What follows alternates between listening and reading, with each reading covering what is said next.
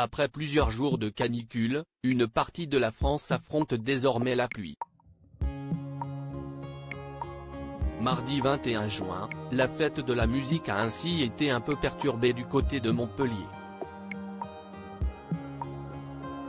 L'ancienne Miss France Laurie Tillman, reconvertie notamment comme animatrice télé depuis quelques années, l'a bien constaté.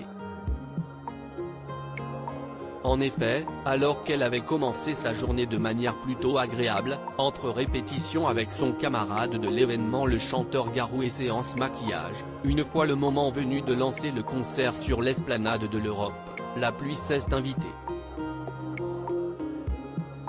Laurie Tillman a bien failli devoir changer de tenue au dernier moment, elle qui avait enfilé une jolie robe bleu foncé scintillante à manches courtes. Afin de lui éviter d'avoir le tissu totalement trempé et qui lui colle à la peau pendant qu'elle serait sur scène, un coup à tomber malade bêtement, la reine de beauté de 30 ans s'est abritée tant bien que mal sous une ample bâche en plastique. Faites de la musique pluvieuse, faites de la musique heureuse, a-t-elle plaisanté en story Instagram.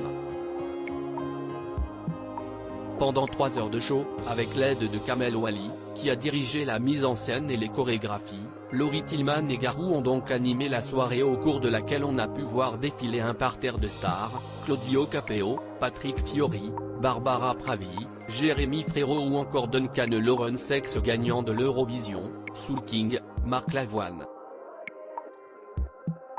Si l'ambiance était sur scène et dans la foule, le chanteur Garou a aussi pris son pied avec la belle Laurie. Interrogé par Télé 7 jours en amont, l'ex-coach de The Voice avait révélé que sa camarade était une vraie boule d'énergie.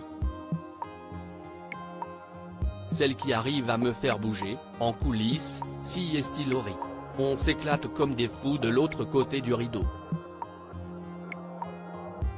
Je me rappelle, une année, y avoir fini la soirée par un bœuf avec Anne Bonman, surpris de découvrir que l'animateur était aussi chanteur, avait-il confié. Cette nouvelle édition a permis à France 2 de se glisser sur la 3e marche du podium des audiences avec 2,05 millions de téléspectateurs, soit 14,8% du public et 10,6% des FRDA 50.